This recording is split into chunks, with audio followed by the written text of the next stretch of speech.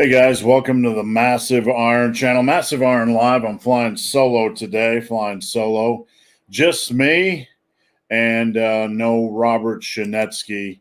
Robert is off screwing around. I forgot. I think he's down in Georgia looking at a house. So it'll just be me today. I'm going to wait for YouTube to catch up to speed a little bit and notify everybody if it's going to notify anybody that I'm actually here. So appreciate you guys tuning in. Right now we have 0 viewers. Thanks YouTube for the lightning fast notification. Anybody that can actually see me right now, let me know that you are here. Here we go. I think YouTube actually notified folks. I'll be on as long as you guys have questions. Again, it's just me today. Let me know where you guys are at, what your gym situation is, what you guys are training today. Please post up your questions, diet, training, supplementation, nutrition, off topic, whatever. Doesn't matter. The more the better. With me just being solo today, I'll take all the questions I can. If I miss anything, please head over to my Instagram at Ben the Barman, and send me a DM. I'm a little bit behind on my DMs on Instagram. I'm a little bit behind on my emails. The start of the year has been overwhelming. I thank you guys for all your support. Been interacting with a lot of people, onboarding a lot of new clients, etc. All right, enough of that. What do we got here? Awakening to Vacuity. Going to miss some of the stream today because I'm working. Hope I can catch at least some of it. I appreciate you at least taking the time to drop a line. What do we got here? Stein, hello from Norway. How's it going, Stein? I just got a notification from YouTube that I'm live. They're only about 2 minutes late, so not bad, YouTube. How many exercises per muscle group on Bulldozer training? Bulldozer training is a rest pause style. So generally on Bulldozer training, you're going to have a lot of rest pause sets. Basically, for example, you might have 185 on the bench press. And then you're going to rest like 15 to 30 seconds and then do max reps. Rest 30 seconds, then do max reps. Rest 60, do max reps. Rest 60, do max reps, and then 90 or something like that. So the longer you get into the rest pause cycle, the more rest you get. Generally, when I was doing Bulldozer training, I was only doing 3 or 4 exercises per workout, and that was it. Very brief, very intense. A couple of the big hitters were 7 mini sets, and everything else. The smaller exercises were sometimes 5 mini sets, so I hope that helps. Chest and triceps, I do bench press, incline bench, and close grip. That's fine. You could probably consider adding in one more. Push-ups or dips, that would probably be a good choice as well, but that's completely up to you. It really depends. If you do a 7-set mini set, or if you do if you do multiple 7s or 7s and 5s. For anybody that doesn't know what Bulldozer training is, they can please check out my book, The Muscle and Brawn Archives, over at my website. The Muscle and Brawn Archives book is available PDF and hardcover, and it is full of information and great programs like the Bulldozer program. Just me and my dog today. Robert is off screwing around in Georgia, I believe. I think, I don't even know. I no longer own muscleandbrawn.com, but I sold it to some clown who turned it into a fake steroid site, but I'm trying to see if Bulldozer training is still available at Muscle and Brawn amongst all of their bullshit chaos, and I believe it is. I do not have any affiliation with the site Muscle and Brawn, but if you search Bulldozer training and Muscle and Brawn, you will get the article, the original workout that I put together. What do we got here? Lindsay Spence, Scotland. We're spending a lot of time looking at properties in Scotland lately. Hopefully one day we can actually get over there.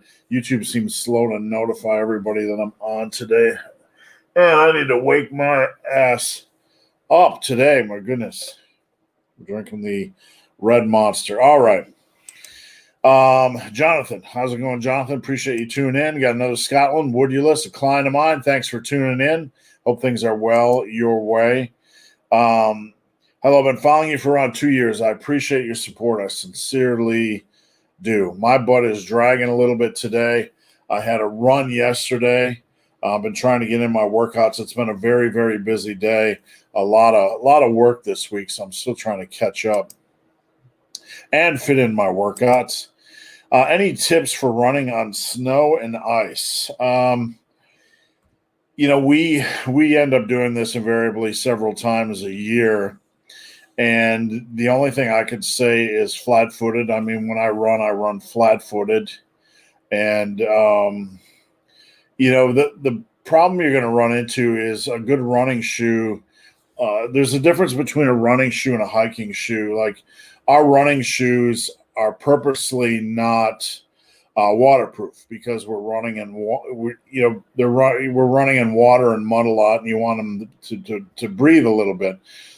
So when you're running in the cold, your feet are going to get wet. So basically, you really want to have a good sock. You want to have something that can, maybe I don't know. I don't like anything super thick when I'm running in snow and ice because it'll just soak up water and it'll be like this thick. It feels like this thick block of ice around my foot. No real tips other than flat foot and slow, and avoid. Be really careful when you're running on wood. No real tips, just slow. What's going on, Jermaine? Hope you get some sleep this weekend. She is a client of mine. Quick question. Do you suggest 3 straight sets, each one close to failure, or pyramid 3 sets where the last one is all out? If you're going to do straight sets, I generally recommend the last one close to failure or all out. If you're going to pyramid, I recommend doing your heaviest set first, and that one be all out, and then your back off sets can be all out as well. But you want to do your heaviest set first. Really doesn't matter. I have a protocol that I call 3s and 4s that I do on squats, bench, and deadlifts, and my clients use this a lot. And they do all the sets in that protocol close to failure, but they do start with their heavy ones. So either way is absolutely fine. If you do 3 straight sets, you can do those all close to failure. There's really no magical way. Both are fine as long as you're listening to your body. Lindsay Spence, is this week basically doing a 4-day split, but only training 3 days, alternating legs and back every other week? I'm 38 and have trained 2 years now. Is it weak?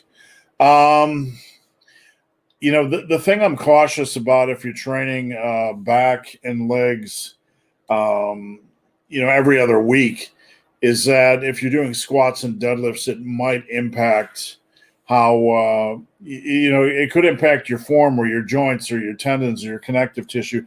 When I am not squatting every week, if you take an extra week off or go 2 weeks in between squat workouts, things don't always feel right, and I have to be cautious, So I'm not a big fan of doing squats, every other week. So if you're going to do a 4-day split, but work it 3 days a week, I'd rather see you alternate between those workouts.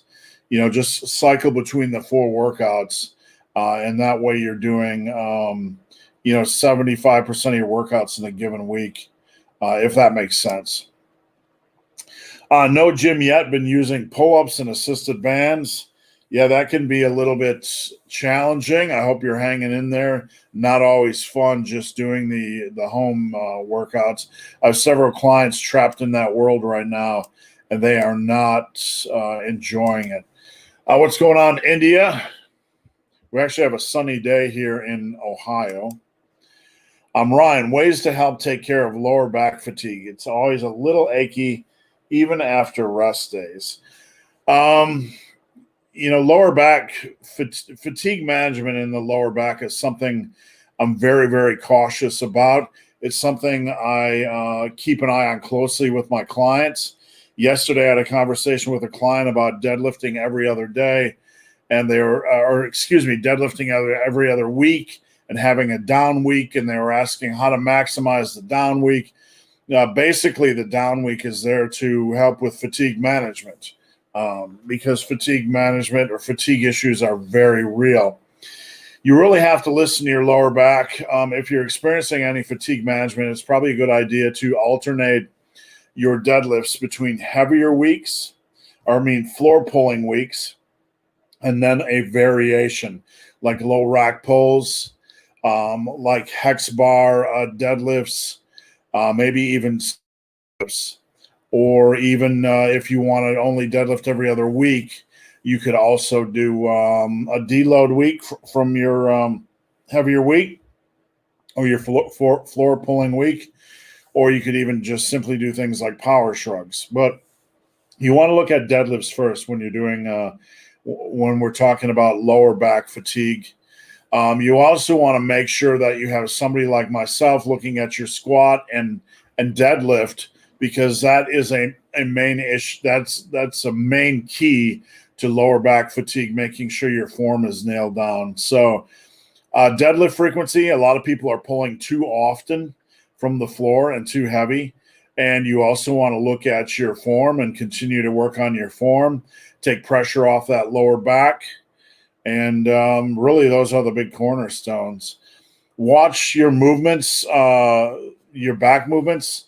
Barbell rows, dumbbell rows, etc. They can contribute a lot of lower back fatigue as well. All right, what do we got here? The beard is coming back. I'm getting a little bit hairy. I need to shave. It's been one of those weeks. Hope that helped, Ryan. But those are really the cornerstones. Greg Duvier, Fargo. My gym is open. We are having less and less restrictions. Poll day today after work. Hopefully that trend continues. I don't know how long they're planning on trying to keep us contained like this. Every day I hit the news and it seems to be record deaths. Like, one day we're going to wake up and deaths are going to be like 5% of what they were. And, at that point, I still feel like they're going to be, saying another wave is coming or, whatever. I mean, it's getting a little bit crazy right now. Fabian, love and respect from France. Thanks for tuning in. I appreciate it. Lindsay, how hard should my 65-year-old mother push? She has little training with weights. Not very. We're talking baby steps. Baby steps. Familiarity with the movements. Very light. Developing consistency with these movement patterns, over a month or two. Very slow progression. And she's going to have some neuromuscular adaptation. So there's no rush. It's not like she is a bro that needs to, rush out and start progressive overload. What you want is consistency with movement patterns, just to get off the couch and actually do these movement patterns. And then from there, it's going to be very slow, very controlled. Hold on, my dog is snoring her ass off. I had to wake her up. It's going to be very, very slow and controlled progression. It's going to depend on the individual, obviously. So without knowing the individual, seeing the individual or their limitations or whatnot, it's hard to really say. But, definitely don't rush. The focus should be on consistency. It should be on some form of movement, just just learning the movement patterns, and then from there adding weight slowly. Brendan, how much will you lose if you can't go to the gym for 3 to 4 months? I don't know. It's hard to say. I mean, these questions, basically they all have to be answered the same way. Muscle memory is a real thing. So you can't go to the gym, and I understand you might lose a pound or two of muscle, over that period of time. Just continue to do what you can. Dips, chin-ups, push-ups, bodyweight squats, jump squats, lunges, supersets between bodyweight squats and lunges. There's a lot of stuff you can do. Rest pause work with push-ups, supersets with dips and push-ups, chin-ups, pull-ups, all kinds of stuff, right? So you want to be doing that to maximize what you have, to encourage muscle retention. But beyond that, the only thing I could tell you guys is do not fear loss of muscle, because muscle memory is a real thing. When a muscle cell loses,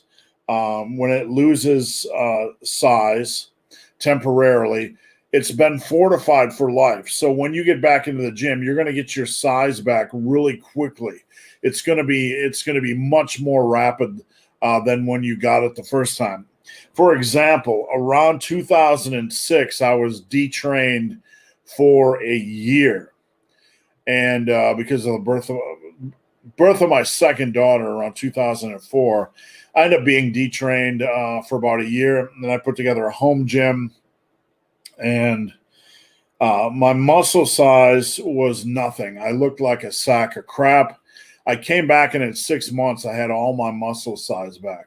Muscle memory is a real thing.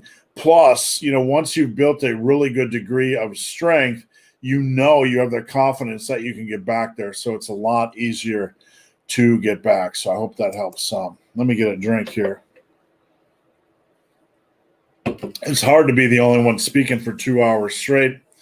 Your mouth gets dry and your brain starts to melt, but I'm going to be doing my best. Keep the questions coming.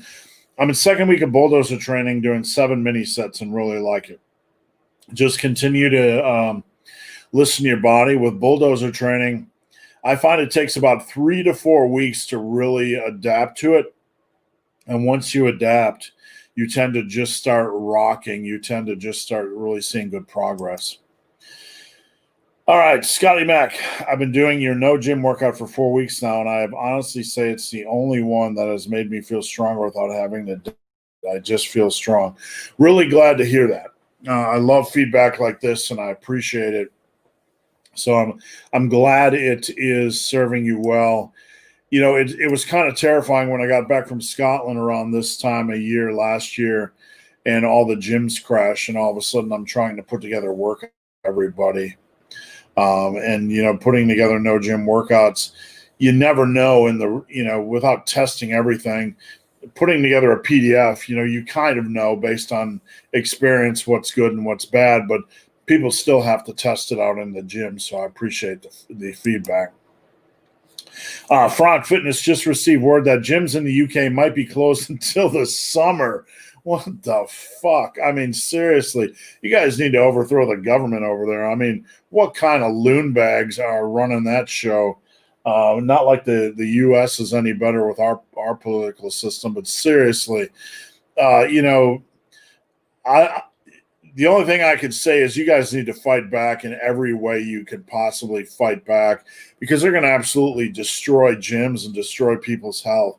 That's completely unacceptable. It's just completely unacceptable. Beef Lewis, howdy from Montana. Did you eat big this week? Not really, no. Just eating normally this week. We had a run yesterday and a run on Monday, I believe. And feeling a little bit like crap this morning from working 12-hour days, but I'm hanging tough. The rep goal system video really improved my gains. I appreciate it. I'm glad it helped. I mean, when you're doing things like the rep goal, you're pushing sets for as many reps as possible. You really have to be mindful of how much volume you're doing. You can't do as much volume as you would on other programs, because every set is inherently more challenging. And let's see here. What do we got? Yari. Now I've seen something that I cannot express in words. Marvel WandaVision. You know, Yari, I'm going to say that came up on my Roku, and I watched the trailer for it, and I had no idea what I was watching. I had no idea what I was watching. And, you know, I'm not the biggest fan of, you know, Vision and, you know, Wanda or whatever, but like that didn't feel like Marvel to me. Maybe I'm completely detached from the essence of their characters. Maybe somebody can help me out with that one. Joan Jett, Bad Reputation, I Love Rock and Roll, the best workout music. Do you still remember? Yeah, I think everybody remembers. All old people like me remember music like that. Joan Jett comes by a lot at the county fairs, so you know, people get to enjoy her music, still cranking it out at the county fairs in front of all the old geezers. What do we got here? Your thoughts on collagen peptides for joint health? I don't know anything about the peptide world, man. Nothing at all. Robert has some good information on you know, joint health supplements. I stay out of peptides because they're, you know, they're nothing I've ever studied. I don't think there's a lot of scientific backing for a lot of this stuff, and they seem extremely overpriced. Wade, what's going on, Wade? Howdy from Omaha. Best running music. Good question. You know, one thing my running coach told me was to put together a good playlist of about an hour of music that just puts you in your zone. For me, I need music that is very almost, I hate to say trance-like or hypnotic, but that's just very repetitive. That just, you know, takes me out of the run, or takes me out of my head and just puts me in a nice groove. So I can't listen to metal or, you know, that sort of thing when I'm running. I need something a little bit more peaceful, a little bit more hypnotic, and a little bit more trance-like. That probably doesn't help any of you guys. So, Dungeons and Dumbbells. Montreal gyms are still closed. I couldn't wait any longer, so I bought some Power Block dumbbells. You know, that's kind of the way it's going right now. I mean, you know, I this week I ordered a lat pull down and seated cable machine station, and right now I'm looking at a, you know, trying to get a cheap leg press for about $400, and you know, I might as well just do it, because I'm at this rate, you know, I'm going to have everything back in my gym. My gym is right over here. I'm going to have everything in my gym I need. I got a bench station, a squat rack, leg extensions, leg curls. I got a sissy squat station, cable station, a back extension. You know, and I'm getting in a lat pull down, and I got a landmine attachment. At this point, there's really no reason for me to go back to a home gym.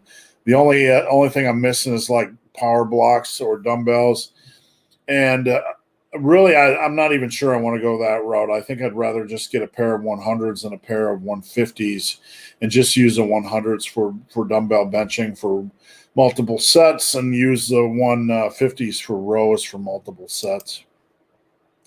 Thanks, great answer. Off topic, I've watched hundreds of hours of your videos. Feel like your friend. I appreciate it. And anybody that's ever in the area, you know, you're more than welcome to stop by and train or say hello. I've been doing this forever, and you guys have seen me come and go and change and grow old and get strong and take up running and all kinds of shenanigans. And I sincerely appreciate everybody's support. It's a crazy industry. No matter how old I get, I will continue to push myself and be the best I can and give you guys the best information possible. So I sincerely appreciate the support. Stan, hello from Norway. What's going on? One thing I try never to do on this industry is get too personal or make, you know, videos about myself, you know, my life, because the content I've always taught people The content is about the viewer, and I always try to continue to put out content for you guys. So keep the questions coming. Keep the questions coming. I'll be on as long as you guys have questions. When we run out of questions, I'm going to jump ship. So please don't hesitate to ask anything. Diet, training, nutrition, supplementation, off topic, etc. Off topic, but before I get on to the next question, I started a Telegram group this week, and that was a train wreck. It wasn't a train wreck because of the messages. A couple people, 44 people joined, right? And it didn't seem like a bad platform, so I tested it out to start a Telegram group, and I ended up trying to delete the group. I couldn't figure out how to delete the group, and I left the group. A couple people got upset. A couple people thought I was reacting childishly or whatever. I don't really have time to process their opinions. They didn't really understand why I left the group, but I've been doing this a long, long time, and I really thought it'd be cool to have a Telegram group. But one thing I know about forum moderation and group moderation is if you struggle to moderate a group with 44 people, imagine how much of a pain in the ass it would be moderating a group of 1,000 people. And with what kind of following not a huge following I have on this channel, but I'm pretty confident a Telegram group would have gotten to like 1,000 viewers or 1,000 subscribers, and there'd be no way to moderate it. All hell would break loose. So for those of you that saw that thing come by or joined or whatever, curious why I deleted it, that's really why. I can't be involved in things that I can't moderate because all hell breaks loose. You get a ton of bad information, etc. Scotty Mac got some new training shirts and vests today. There's a lot to be said about how simple things can lift the spirit. Yep. No, absolutely. Simple things can make a big difference when it comes to training. When it comes to results. Even finding a magic food combination or something you've never tried before that you can work in your diet, or getting a new piece of equipment. Sometimes just the thought of getting a new piece of equipment in your home gym. I've been collecting old school lifting books. I got some books over here, but I've been trying to collect some of the old school lifting books just because it's kind of fun to detach from all the noise of the internet sometimes. And just simply, see what they were doing in the 80s, see what they were doing in the 90s, see what they're doing in the 70s. All right, Josh. Yo, home gym is next to home office. Thoughts on reps throughout the workday, like a rep break in lieu of a smoke break? That's a very good question, and it's something I have talked to my wife about. My work days. Yesterday, I worked until 3, and I had to get a run in. So by the time I got back to my office after the run, I had to go get my shoes on, put the dogs away, drive to the trail, run for an hour, come back. I'd lost 2.5 hours. So it's like it's 5:30. I'm starving to death. I had to come back down to my office and do client work till 7. And I'm like, when do I get to work out? Right? I'm like, when can I squeeze a workout in? So my office is literally 4 feet that way. And I've asked myself, plenty of times, should I simply, take 10 minutes every hour and a half, 15 minutes every hour and a half, and go out there and do one exercise? That's definitely doable. You don't have to do all your exercises back to back to back, but you do need to be smart about them. You do need to warm up properly. And by warm up, I don't just mean working sets. You need to get your body temperature up. If you're sitting all day like me, you need to get up. You need to get moving. You need to get blood in your muscles. You need to get your body temperature up a little bit. So if you're going to be doing something like that, you might want to get your booty up for about 5 minutes before you go do a workout. Go take a leak, move around, stretch it out a little bit, shake it out a little bit, but definitely something you could do. I really enjoy it. Not sure what you're referencing, Patrick, but thank you. Ever think you are working too much? Me, yes, yes. I mean, I love what I do. It's definitely, it definitely feels good to do what I love for a living. But when you are working for yourself, you have to pay the bills. So you end up, taking on that stress and pressure. And normally it's pretty manageable. But for the last year, with all of COVID and lockdowns and gyms are closing and, all the chaos, it's been a lot of extra stress. And I'm not the only one. Gym owners and trainers and everybody in the fitness industry is taking a huge kick in the pouch. They really are. And what you got to do. My goal, honestly, is the building I'm buying is to have it paid off in 3 years, and to have no financial burden, so we can move wherever we want and just do this for fun, for the rest of my life. And this is fun. I get to talk to you guys for a living, so that's a huge blessing. The only thing it's difficult sometimes is to find balance, find structure. When do I get to work out? When do I get to run, etc. So I'm still working on finding that balance. Scouting. When doing a cut instead of being in a small deficit, is it better just to do cardio instead while eating at maintenance? There's no better. You're going to be if you are at a small deficit and not doing cardio, that's the same as being at maintenance and doing cardio to create a deficit. It's the same thing. So there's no difference. There's no benefit to either one. The main benefit to doing cardio is that it's generally better for your metabolism. It's better for your health markers. Everybody needs to be doing some degree of cardio. My minimum is do an hour a week. I don't care if you're just walking. Get out in the sun, walk, hike, do something. But there's really no better. The better is taking care of yourself as a cornerstone. And then on top of that, if you need to have a small deficit to lose weight, absolutely. Anthony Granilla. that's I was trying to pronounce that name. And when you get some odd names on here, no offense, but when you get odd, the first thing you want to do is read the comment to make sure it's not a troll, because, it's YouTube fitness. So hope I didn't offend anybody by saying that, but I had to make sure. I finally did it. I cut out front delts, yes, and replaced them with more bench. To my surprise, everyone was right. Yeah.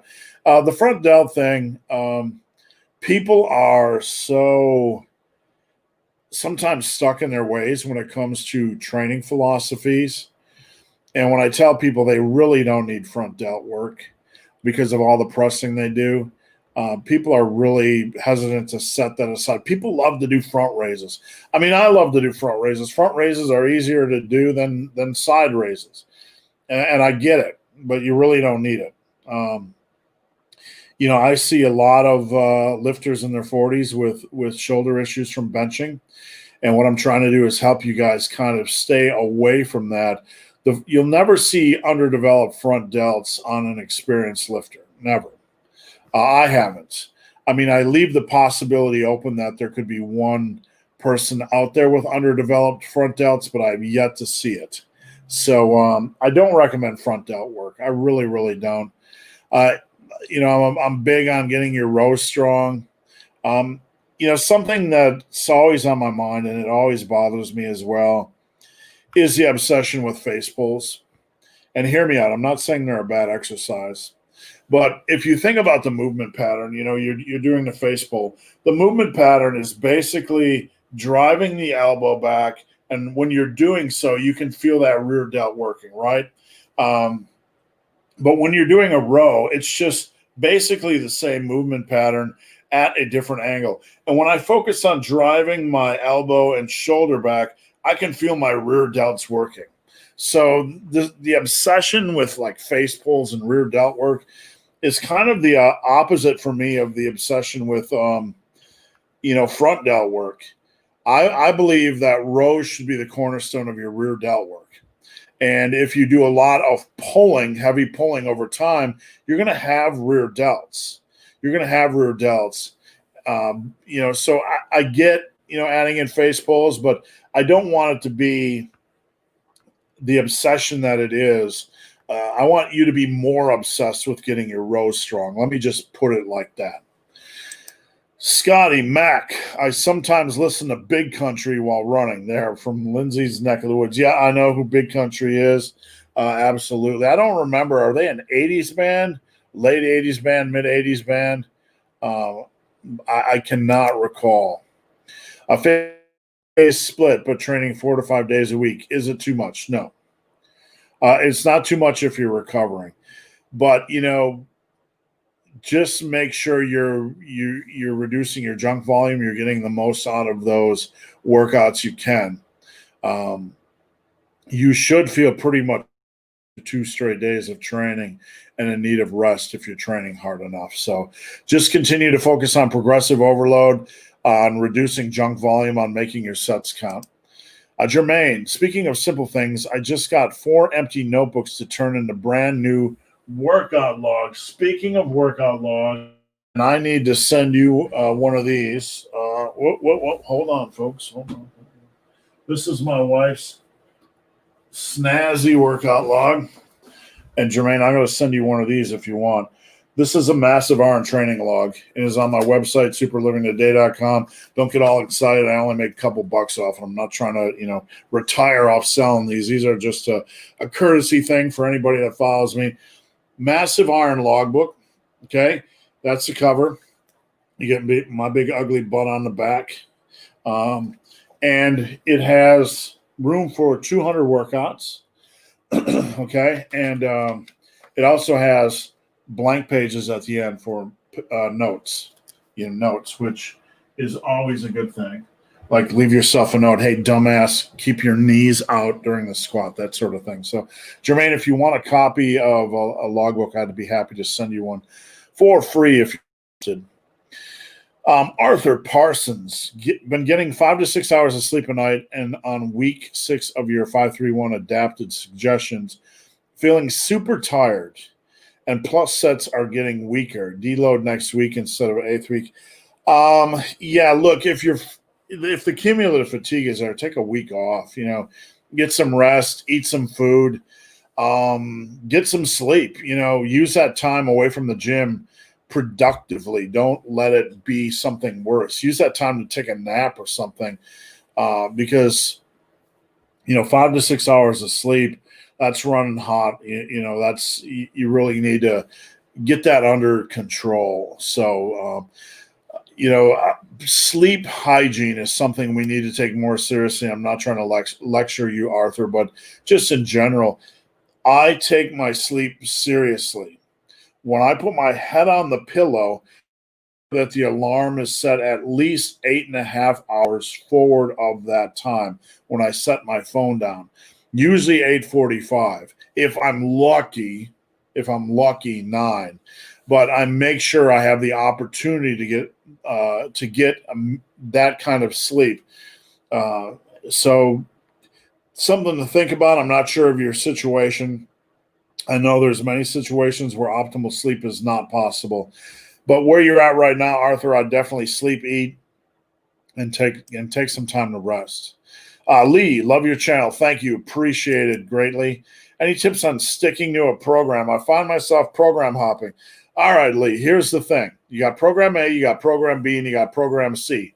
Here's what I want to tell you. They're the same damn sizes. What are you hopping for? You're like hopping from squats to squats to squats. And one might have a 3x8, and one might have a 1x12, 1x8, and 1x20. It's all the same damn thing. There's nothing magic. At some point, you need to look in the mirror and say, self, I brush my teeth to have sparkling white teeth. I do my workouts to get results. You don't change toothpaste every week because you're bored with your toothbrushing results. I mean, it's work. You just got to go in and punch the clock and do the work.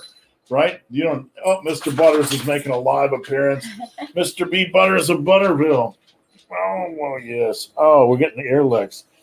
He's grown like twice as long as he. Oh my goodness. Because he is. He's a sausage. I'm trying to close up that thing so I just got a tongue lickle. Hey, what's up? Look at that skull and crossbones collar he has. He is the rebel. Oh. Yes, he's he's a rebel. This guy's full of character. I didn't think getting a little dog would be fun, but this guy is just a spunky little monkey fucker. He's just crazy. Look at him chewing on my. This is Butters. He's Mr. B. Butters of Butterville, but we generally call him Bubba Sausage. Right, Bubba Sausage? So long. Yeah. Aren't you? And Peanut's getting jealous. Peanut wants in. I can't pick her up. Come here, Peanut. Come here. Peanut, come here. Peanut wants in the video. Oh, my goodness. I got to do some. Come here, you lump. Oh, my God. I'm going to pick her up. Oh, my God. Oh, Peanut. Yeah, doggies. Oh, Peanut. Peanut sits by me in the kennel over there, snoring, looking like a dipshit. Say hi, Peanut. Peanut's a little bit. He's a bit more lively. Yeah. Peanut's like me. Peanut's head weighs like 17 tons. All right. Okay, bye. Bye. Have fun.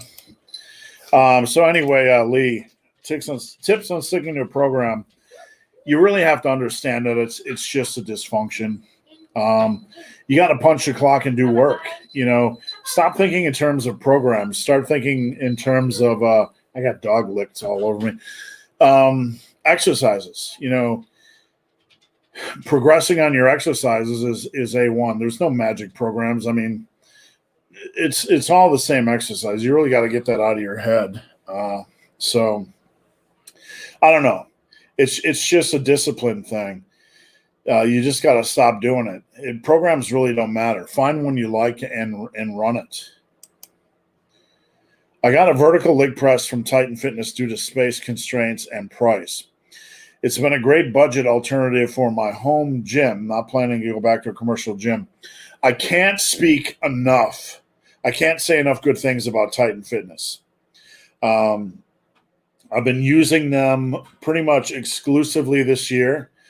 They run out of stock of stuff, but they tend to get it back rather quickly.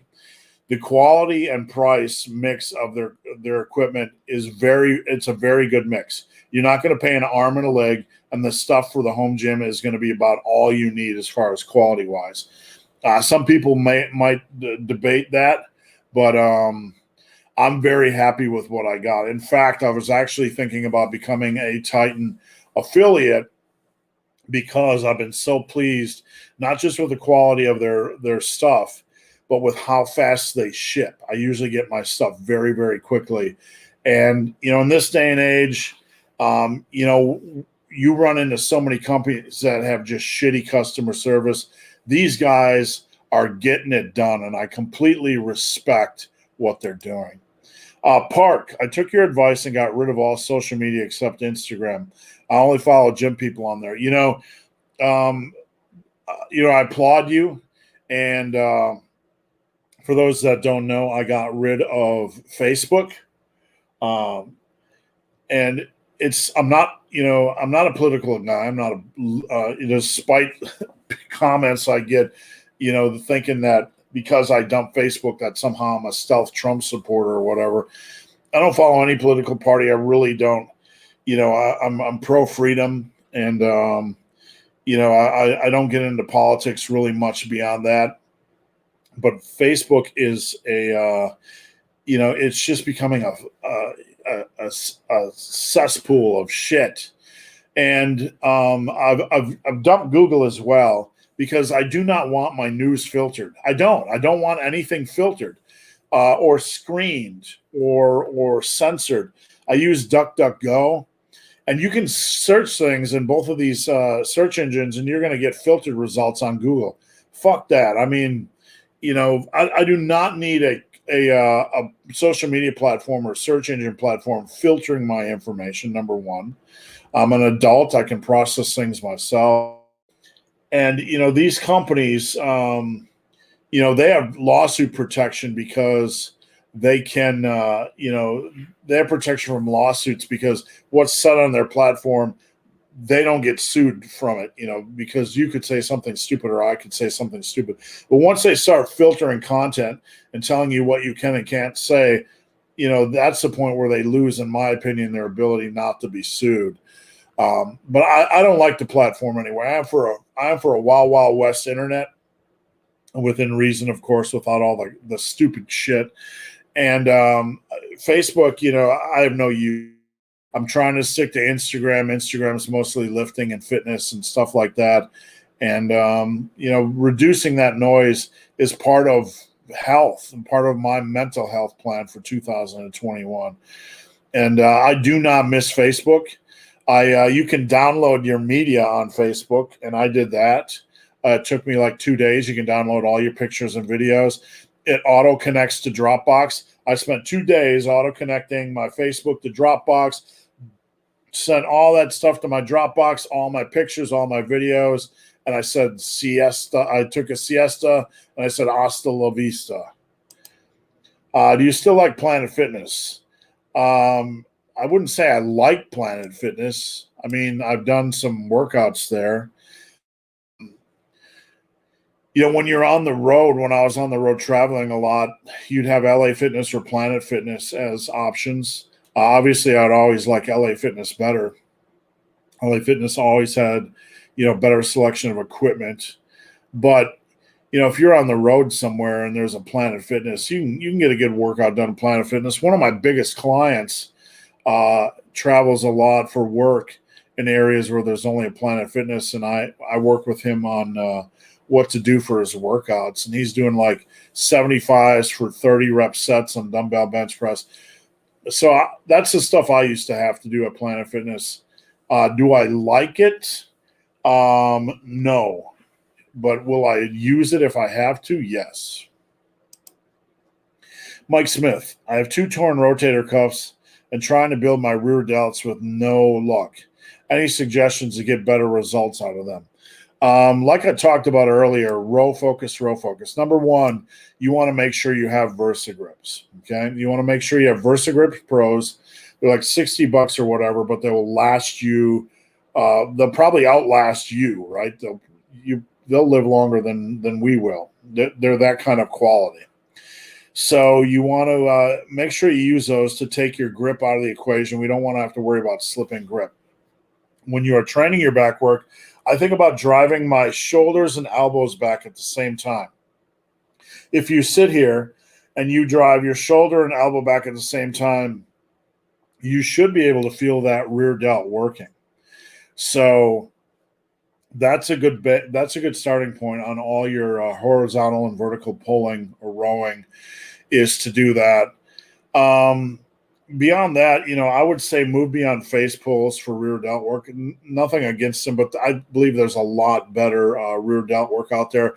I would explore some of the stuff that the 80s and 90s bodybuilders did for rear delt work, and try some things out, see what you like. Beef McLewis, should a guy still lift heavy on 1,800 calories a day, trying to lose a big gross belly? Look, let's use this as an example. Say Beef Lewis benches 315, and on a normal day he's like doing 275 by 5. Beef Lewis is trying to cut out a big gross belly. It'd probably be better to drop down to like 225 and do 10 rep sets. Or you want to get some. I would drop down the weight and get some volume in, but not train above 80% of your 1 rep max. Yes, you should continue to train hard and heavy, but you have to understand you're not going to get a lot of progression done. You want to fight to maintain during that period of time, and it's probably best with volume. So if you were a 365 bencher, for example, and you were going to cut a lot of that belly tubbulard, I would probably, drop down to like 225 and do 5 sets of 10 or 5 sets of 8 or something like that. Get in a little bit more volume. Ryan just hit 185 by 10 on bench at 180 pounds, getting there. Very nice work. It won't be long until you get to 225 by 10, so keep up the great work. And that is possible, easily possible at a body weight of under 190. So Jermaine said, nice. Yeah, if you want one, just let me know, and I will ship one off to Japan. I don't think I've ever shipped to Japan before. How do I know that I haven't recovered from my workouts? How do you know if you're not recovered? Generally, the biggest indicator for me is if I need a recovery day. Like, recovery is not is not 0 or 100. It's not black or white. It's something in the middle, right? It's not an either or. I'm not either recovered or you have cumulative fatigue that builds up. So we're almost always in a state where we're not completely recovered. But if you are at the point where you're going through your day and you're feeling unusually tired or sluggish, then it's probably an indicator that you need to take a day off and get some sleep and just sit on your bum. Where is Robert? Robert is looking at a house in Georgia, and I believe he drove there to look at it with his lovely wife this weekend. So he is taking a time out from the Massive Iron channel. Still available on the Insider, though. Justin, can I get to an advanced level of lifting only using 3 compounds per workout? Yeah, I mean, if you can do – I don't really want anybody doing more than 3 compounds per workout. That is a lot of work. Absolutely. Absolutely. Any more than 3 compounds per workout, and you're probably just, not going to get a lot out of it. For example, if I'm doing a chest day on a bro split, I'll have bench, I'll have dumbbell bench, and maybe dips, 3 pretty impactful compound movements. Back day, I'll have deadlifts, dumbbell rows, barbell rows, and then I'll go to some less impactful exercises like seated cable rows or lat pull downs. So 3 is about the limit, no matter how you slice it or dice it. Full body workout, sometimes it's hard to get by with only 3, but absolutely, there's anybody doing 5 compounds, major compounds per workout is probably not getting the most out of the last couple. Yeah, they were an 80s band. They supported Alice Cooper in the early 80s. I thought so. Let me get a drink here. All right. Can you run us through nutrition on a budget? As many of us are having to watch the Doleros right now. Rice and eggs. Rice and eggs, rice and eggs, rice and eggs. Eggs you can buy at Walmart, Kroger, whatever grocery store. They have these big super humongous packs, anywhere from 30 to 60 eggs. Super cheap. Rice, obviously super cheap. So those are your cornerstones. Rice and eggs, rice and eggs, rice and eggs. And they have proteins, they have carbs, they have fats, and eggs are a great source of micronutrients. Those are your staples. So what I do beyond that is, fresh vegetables. If you're on a budget, obviously you want fresh vegetables if possible, right? If possible. But if you're on a budget, that's not always possible. So what I would recommend, I'm not the biggest proponent of canned food, but you can go to the frozen food section or the canned food section. I would do the frozen food section first. And you want to do this once, maybe twice a week. You want to see what your grocery store has on sale. Sometimes they have 10 for 10s or 5 for 10s or whatever on veggies. You want to get, and they have a lot of medley blends or blends of different things. If you can find those, get them. And get them if they're cheap, because that gives you some micronutrient diversity. Scroll through the canned food section and see if they have any deals. Things like stewed tomatoes, corn, black beans, chickpeas, whatever. things that can add calories into your diet, things that can add a little bit of a micronutrient diversity. Go to the fresh food section and look at your taters, okay? See if you can find taters or tomatoes or anything that's on sale that you can buy a lot of. So that's your fruit and veg right there, okay? So beyond that, you also want to take a stroll down the old aisles of the grocery store looking for deals. Like I have Kroger here. And sometimes Kroger has the complete cookie, Lenny and Larry's complete cookie, at a ridiculously low level. I found them for 59 cents a piece last week, and I bought like 50 of them. You want to look. You just want to look at your carbs. They might have quinoa on sale. They might have black rice on sale. They might have pasta on sale. They might have pasta sauce on sale. Go through the meat and look for items that are reduced, okay? Items that are maybe towards the expiration date and get those. Check out the seafood as well. You can find a lot of bulk chicken generally, and sometimes you can find some good deals on seafood. So really it's rice, eggs, hitting the frozen food section, the canned food section, and your grains, and trying to find deals. Just buy whatever is a deal, and then sniping the meat and looking for good deals on that. That is definitely the way to go. And I hope that helped a little bit. Peace. I'm on a 3-day-a-week full body split. How many sets per workout is recommended currently? I do 18 sets. Is that too much? I'm currently doing 3. No. 18 sets on a full body is probably about what you need to do. We need to look in context of a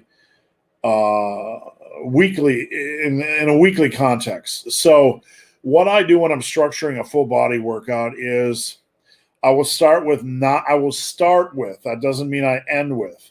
I will start with 9 sets per major body part: chest, back, shoulders, and quads, okay? So that's 36 sets. And I start to structure those out in my plan, my 3 days. So I have 36 sets already: chest, back, legs, and shoulders. And that in over 3 days is 12. That leaves me with 6 extra sets per day to do back and biceps. Got to get those in, right? You got to get the back and biceps in. And then I'll start maybe, boom, traps over here. Boom, maybe calves over there. Boom, maybe abs over there. You got to put in your hamstrings. So it can be tricky. But, you got to start with 9 major body part. Get those in. Then work in the all other stuff you need, the hammies, the arms. Arms usually 6 sets per. So you have sets of arms. You're looking at 36 sets of major body part work. That's 48 sets already. That's 16 a day.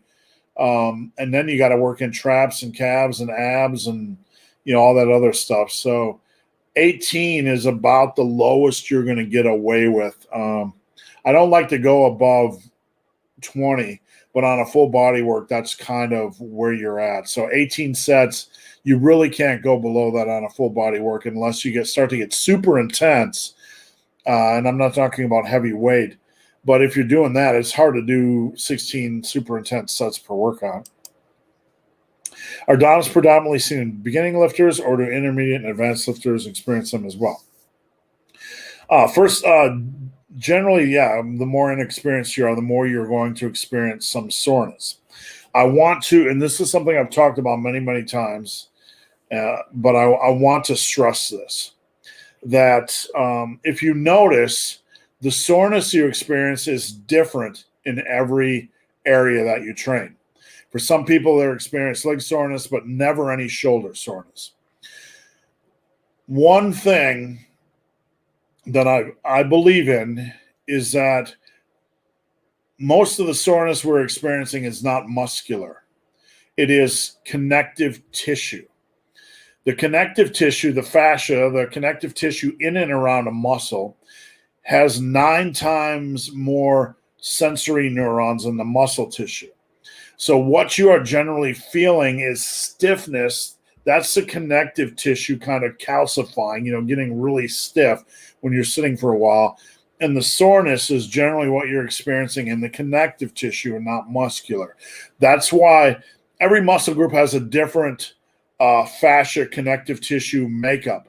So that's why, in my opinion, you feel a different degree of soreness in different muscle areas. It's not the muscle at all. It's because it has a different fascia connective tissue makeup.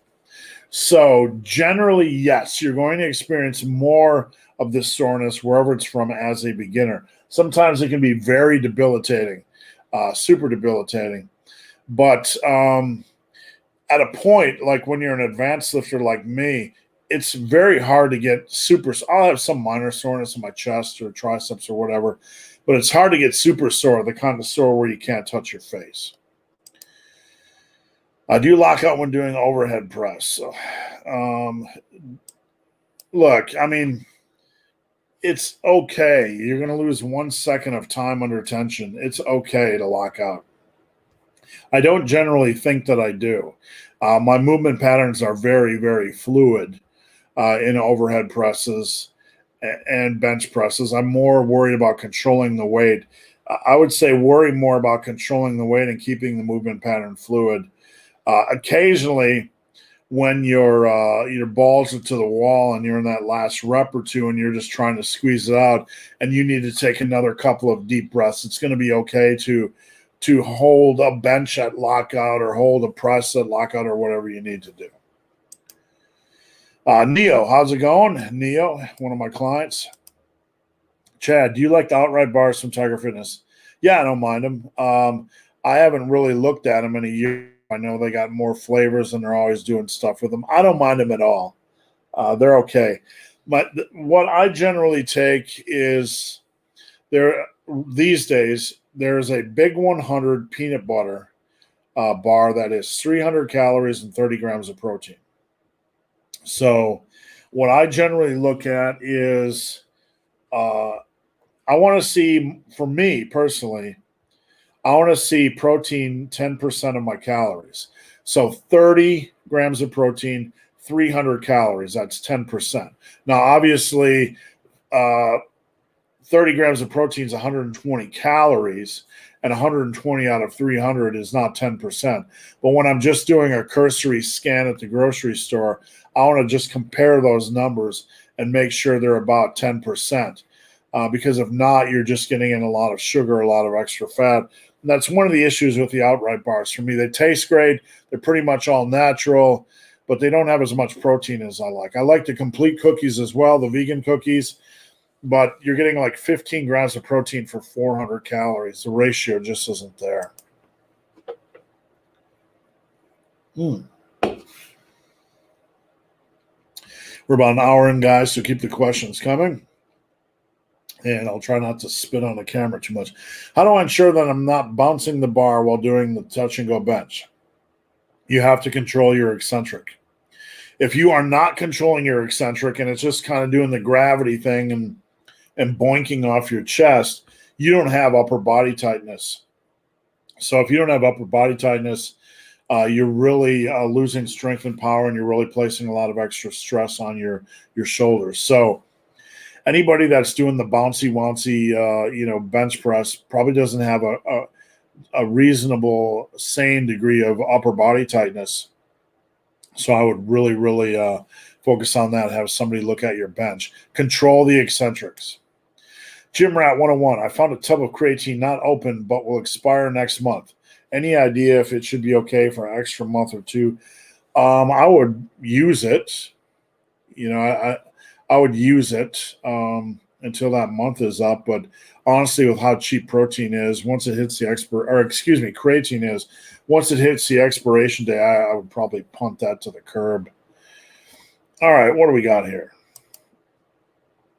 Hamstring compound exercises take longer to recover from than other exercises. Do hams have longer recovery times usually, or just me?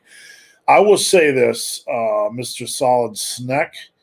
I am very quad dominant, quad strong, big quads. So when I do leg exercises, generally my hamstrings get more sore. than my quads. And I experience, I've noticed that my quads are weaker. So I've noticed longer recovery times just from, not having the strongest hamstrings in the world. I think it's more of a sign of general hamstring weakness. Hamstrings aren't something we ever train as hard as our quads unless we're super powerlifting mode. So I don't think it's just you. Hamstrings are a frustrating muscle group for me to work on. Leg curls, there's not a lot of progression over 30 years. They feel really weird. You can feel kind of the hamstring, doing a contraction. It always feels awkward to me. And then, Romanian deadlifts, back in the day, we just did stiff leg deadlifts. I've never felt they were the best hamstring exercises in the world. I like to do glute ham raises on a back extension machine where you come up on your knees and your torso is up. That's one of my favorites. I've done reverse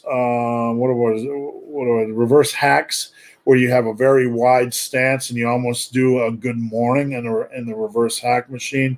But I really find you have to get creative with your hamstring work, and even when you do so, it's almost rarely, directly, or you almost rarely have. I never feel like I have enough focus on my hamstrings, if that makes sense.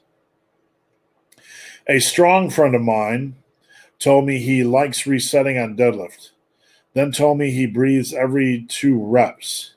He deadlifts at least 4 plates. Maybe 1 breath for rep is enough. I'm a big fan of resetting after each rep, but before you take, when you're pulling, when you're pulling up, generally you exhale.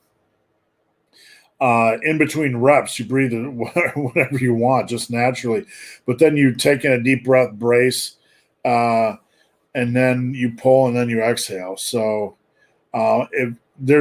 if he's breathing, only taking 1 breath in every 2 reps, I don't know how he's alive, to be honest with you. That's just silliness.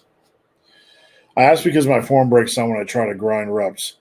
You really need to take a big breath, start the pull, and then release as you are pulling up. Beef McLewis, thanks, big hairy ugly dude. How many sets do you personally do on back? I love back day. I do. There's so many juicy, sexy exercises to do on back day. Generally, when I was at my strongest, and I was doing this type of workout for many, many years, I would go in and do 3 sets of deadlifts. I would do my heavy set and then 2 back off sets. I would do 1, maybe 2, but mostly 1 sets of dumbbell rows. And that would be like 2. So my workout would generally be work up to a heavy set on deadlifts, maybe 600 for 6, then do a back off like 545, 565 for 8, and then like 495 for whatever, a gajillion. And then I would do dumbbell rows, depending on where I was at, 200s to 220s for how many, 20 reps or whatever. Then I would do barbell rows, like 3 or 4 sets of 6. Then I would do seated cable rows and lat pull downs, 4 to 5 sets of 10. Sometimes machine rows if I felt like it. So I was getting maybe 8 sets minimum on lat pull downs and seated cable rows. Deadlifts and dumbbell rows, that would be 12 and maybe about 15 sets, and then I would add in traps as well. So usually about 15 sets on back. Chest day, somewhere around 12. Anything more than that, and I get bored or have to live in the gym. Sam, on a 4-day-a-week bro split, is it all right to add in arm frequency? For example, shoulders and triceps, leg and biceps, chest and triceps, back and biceps. Yes. The only thing I would encourage you to do is make sure that you are doing quality work on triceps on your arms. You also want to make sure that your triceps are fresh going into your shoulder work and your chest work. and that your biceps are fresh on your back and deadlift day. Well, we got a snoring dog again. Let me just wake her up. She's scared the living shit out of her.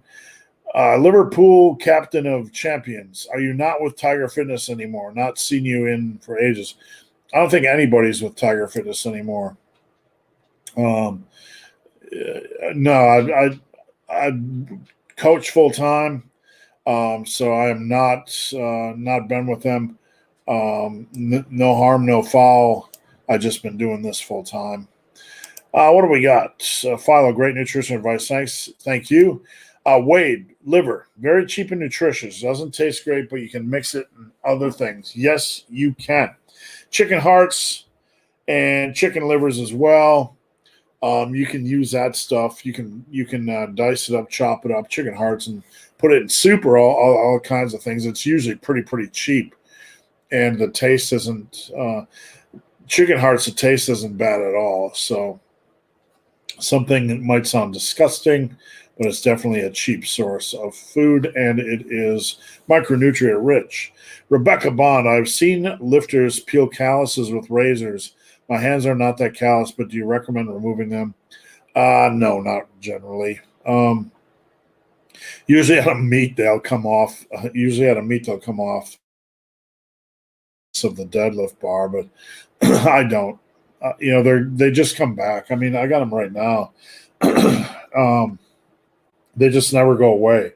They're just part of my life. Just my nice little callus pads. So I don't ever. If they get really ugly or disgusting or flaps of skin hanging off, you might want to, doing some landscaping on them. All right. Lindsay, I'm addicted to Grasping Air by YOB. Thanks for your deadlift video. YOB is a band, and Grasping for Air is a song by YOB. And it is my deadlift song when I'm looking to tear off a big deadlift attempt. I put on Grasping Air by YOB. So check that out if you want a good deadlift song. I do 2 full body workouts a week and have a very active job. I already have all the muscle I want. I'm 5'11" and like to be under 160. My diet is lean meat and low carb veg, trying to cut about 40 pounds. So if you're in maintenance mode, you don't really need to train more than two days a week. It's pretty easy to maintain. Just make sure you get in a reasonable amount of volume, and that you're not dropping the weight low and doing any crazy, low weight cutting crazy scheme. All right. Hello from Greece. Thank you for joining. Opinions on using ECA stack. I haven't heard that in a while. It feels like 2006 when I see that question. I'm not being facetious, not being a smartass, but that was such a big thing back in 2006, 2007. I don't even know if people use it anymore, to be honest with you. I'm so out of touch with that. And, I don't know what the modern spiel is, the modern take on that. I don't like doing stuff like that. I mean, if you're going to lose fat, a 1% advantage from doing something like that just isn't worth it for me. I would rather just be consistent in my diet and do some cardio, take care of myself, rather than trying to rely on a stack to do it. That's just my opinion. Let's see. I'm not sure what that means, so you have to fill me in. Rebecca Bond, sandpaper, pedicure, you guys having a conversation. All right, Nathan, do you ever program technique days for specific exercises, or do you always think about form? No, I don't program that in. What I find a lot of times is that, I find lifters will want to drop the weight and do focus on form days and or add an extra days of form work when they don't really understand what they're working on to begin with. So if you understand good form, or you have a coach that is coaching you on form, then doing a few extra warm-up sets is good. But light stuff doesn't really work with form because it's easier to maintain form, doing light work. So, if you want to work on a little bit after your workout's done, but I wouldn't do it instead of your workout or before your main workout. Neo says soccer players have hamstrings to be jealous of. That's probably true. How long did that back workout take? Oh, good Lord. I don't know. Probably an hour and a half, really. I mean, deadlifts took forever because I'd have to do the bar by 10, 135 warm-up, 225 warm-up, 315 warm-up, 365 or 405 warm-up, 455 warm-up, 495 warm-up, and then I would probably rip my first set. So by the time I got done with deadlifts, I was probably 45 minutes in, so probably an hour and a half. Is it better to do rows with high reps or low reps? I'm trying to improve rowing strength. It really depends on the exercise. And a lot of this is personal choice. I find that I do not like barbell rows generally above 8 reps. That's just a personal thing. So I usually stick to 6 to 8 reps on barbell rows. On dumbbell rows, on the other hand, because they are so challenging from a cardiovascular standpoint, I prefer to do 1 or 2 sets of higher reps, like 15 to 20. For my other work, like less impactful rows, it's usually more conventional. Is there any reason not to use gloves while lifting? Yeah, there's definitely reasons not to use gloves.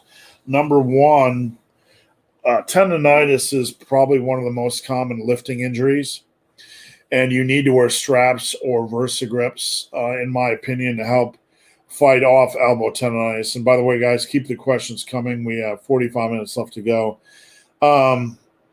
So it's hard to wear gloves with straps. Second, gloves will widen. You make it harder to grip because it'll widen the actual width of the bar. So generally not a big issue, but if you're doing back work, and not using straps and using gloves, it's going to make gripping harder, in my opinion. So, my wife likes to wear gloves. I still force her to wear versigrips. Wear versigrips on back work. That's all I can say. Sorry, my voice is going out from all this yabbering. All right. Is it okay to do the 3 push-pull workouts for the 3 motions? Vertical overhead press. Vertical, which is push-pull, overhead press, vertical pull. Horizontal, horizontal press, and then a horizontal pull or row. And down, dips and shrugs with 3 sets per exercise. Is that okay? Absolutely. That's perfectly fine. What I will say, though, is you need more rowing in that mix. Because you're still getting some press work. You always want your row work to be a little bit heavier. I would add another row exercise in there for good measure. Are you meant to feel your hamstrings a lot on squats? Any compound movement you're going to have you're going to feel a different profile of what compound or what muscles you feel. Sorry, I don't know what the hell I'm talking about. So if your quad's strong like me, my quads generally don't get fatigued as much on squats, but I do notice hamstrings. Some people notice it the opposite way. That does not mean one muscle group is not working just because you can't feel it or it does not get sore. So absolutely normal. But I like to remind people, even if you don't feel quads on a squat, doesn't mean your quads aren't working or growing. If you don't feel hamstrings on your squats, it doesn't mean your hamstrings aren't working or growing. Chris says, I don't know if my question is even popping up. Probably not. YouTube's, and if it's a long question, sometimes it won't post it. So I don't know if it's that or what. Post it up again. Cushman, going from obese to skinny with jump rope and keto. I'm 19 years old. Will I have loose skin? It depends on how much weight you're losing. If you're losing more than 80 pounds, there's a good chance you're going to have minimal, at least a minimal amount of loose skin. Will building muscle after the weight loss get rid of loose skin? No, nothing gets rid of loose skin other than surgery. Nothing at all. Absolutely nothing. You can build muscle, but usually the loose skin is going to be under here, under your armpits, or in your, and there's nothing that can take that away other than surgery. Solid snack. If intensity starts getting too high in workouts, should you switch to lower intensity and higher volume? More hypertrophy focus. Well, once you reach the intermediate stage of lifting, it's probably a good idea to cycle intensity in some form. You should be doing both to begin with. You should be doing volume and intense work to begin with. But if you start to feel beat up or your strength levels get strong, then some form of intensity rotation is definitely a good idea. All right, guys, we got 4 questions left. If you have a question, get it in now. If not, I will jump ship when the questions are done. Marshall D, do you have to do a warm-up set for every exercise or just for each group? No, not necessarily. Your first hitter of the day is your most important. You want to do a proper warm-up protocol for that. So let's say bench. The good olden days, I would do bar by 10 for 2 sets, 135 by 8, 225 by 5, 275 by 3, 315 by 1, 365 by 1, and then working sets. So a lot of warm-up sets. When I would go over to dumbbell bench next, I would only do 1 warm-up set, but I would do 1 to get the feel for that exercise, to make sure all the muscles involved were functioning properly and feeling okay.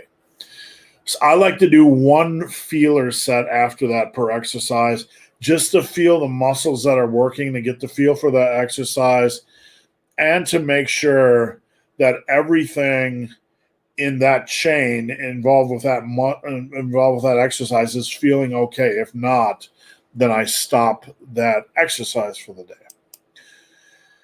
Logan, how do I properly arch and use leg drive looking like a fool? Okay, so what you want to do is get a back setup, okay? You kind of got your lats pulled together, your shoulders, your back packed, right? Okay, backpack. Your feet, when you plant them you want to plant them on the ground before you unrack, and you want to think about spreading the floor with your feet. Push down and think about pushing them away from each other. That will help you keep your legs tight, okay? It'll help you keep your legs tight. If you have your back packed and your legs tight, you'll probably naturally have a little bit of an arch, okay? So that's a natural arch for most people. That is good enough. If you are just loose below abs, you're not trying to spread the floor with your legs, your quads, your hamstrings, your glutes, your hips are all loose, then you're not going to have any arch at all. So the baseline, the starting point is have your back packed and your legs down, your feet down, and trying to spread the floor. And from there, you'll have a degree of tightness that'll probably create a small natural arch, and that's generally all that most of us need. Scotty Mack, hamstring injuries used to plague football, soccer, until it was realized they needed to work on them to counteract kicking motions. That's a good point. Something I've never thought about, but kicking, all those leg extensions, I would imagine they would have some imbalances. Wade, VersaGrips were the best lifting accessory I've ever bought. I'm glad you made the decision to get them.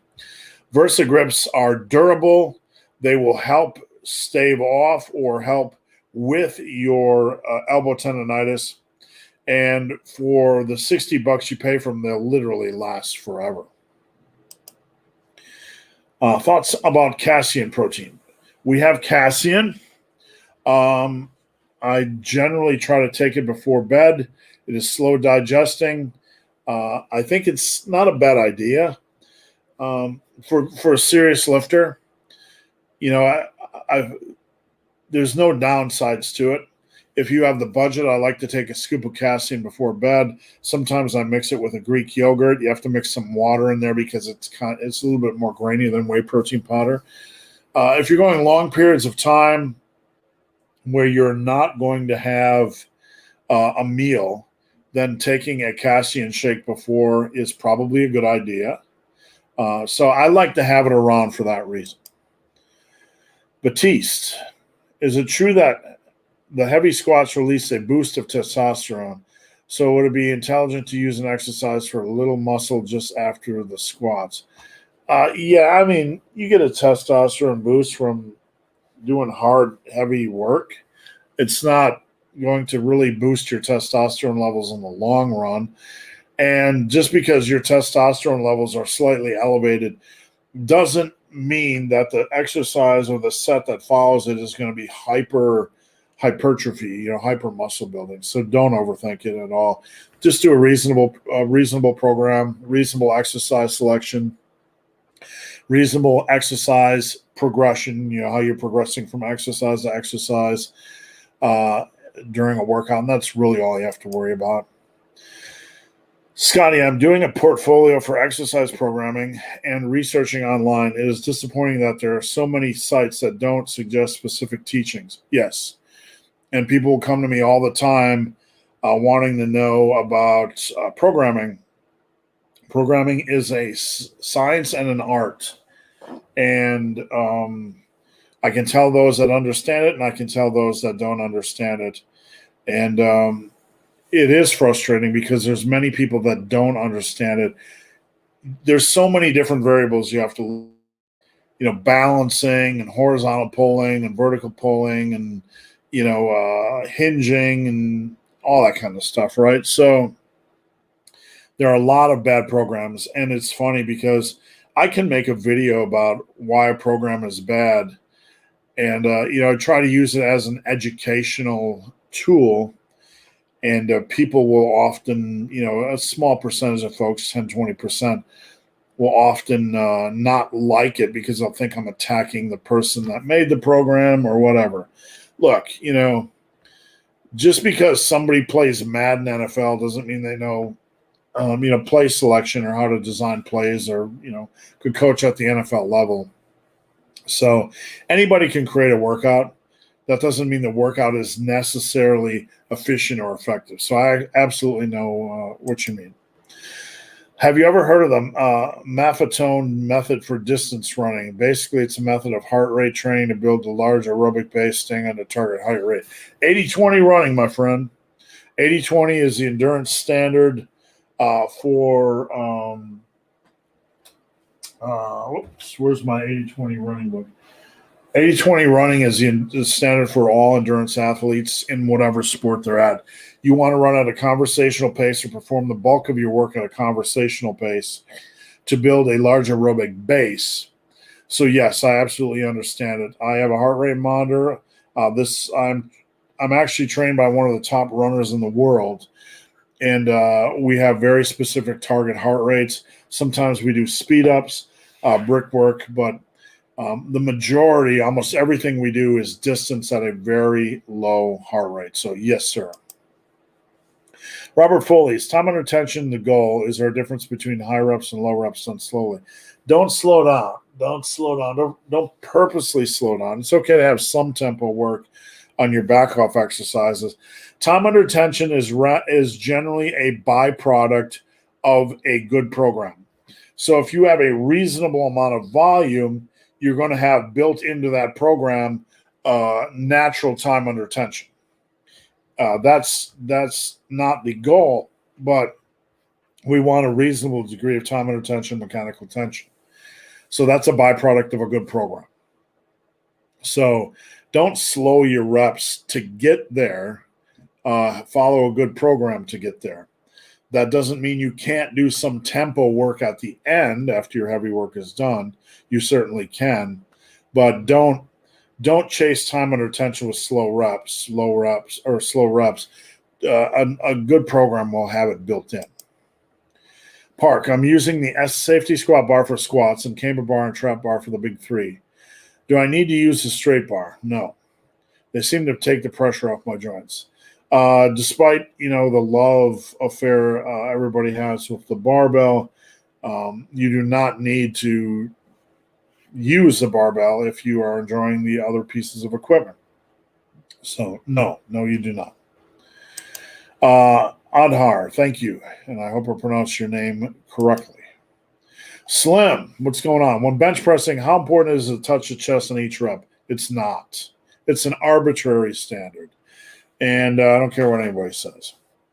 It's arbitrary. You must touch the bar to your chest or else you have failed the quest and you do not get the princess or the gold. I'm like, fuck off.